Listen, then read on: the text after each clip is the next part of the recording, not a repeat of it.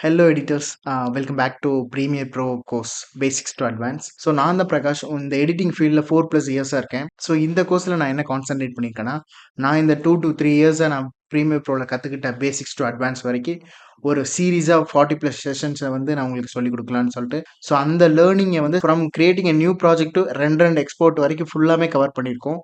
So இந்த கோர்ஸை எந்த சாப்டருமே ஸ்கிப் பண்ணாமல் பார்த்தீங்கன்னா தான் உங்களுக்கு புரியும்.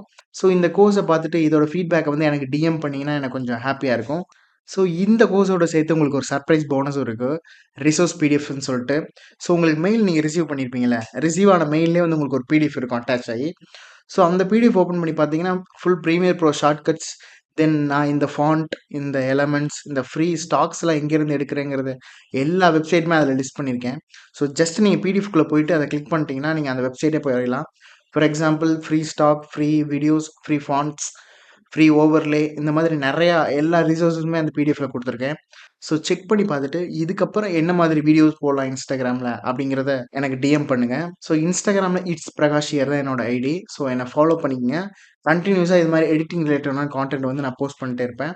ஸோ இந்த கோர்ஸை வந்து நான் கிரியேட் பண்ணலாமான்னு சொல்லி நான் சஜஷன் கேட்டதுலேருந்தே நிறைய பேர் சப்போர்ட் பண்ணி டிஎம் பண்ணியிருந்தீங்க கோர்ஸ் கிரியேட் பண்ண சொல்லி. ஸோ இத்தனை பேர் வீடியோ எடிட்டிங் லேர்ன் பண்ணுற மைண்ட் செட்டில் இருக்கிறதுனால இது கம்ப்ளீட்லி ஃப்ரீயாக கொடுத்துருக்கோம். So full and full check பண்ணி பாருங்கள். செக் பண்ணிவிட்டு உங்களோட ஃபீட்பேக்கை எனக்கு டிஎம்மில் ஷேர் பண்ணிங்கன்னா நானும் தெரிஞ்சுப்பேன்.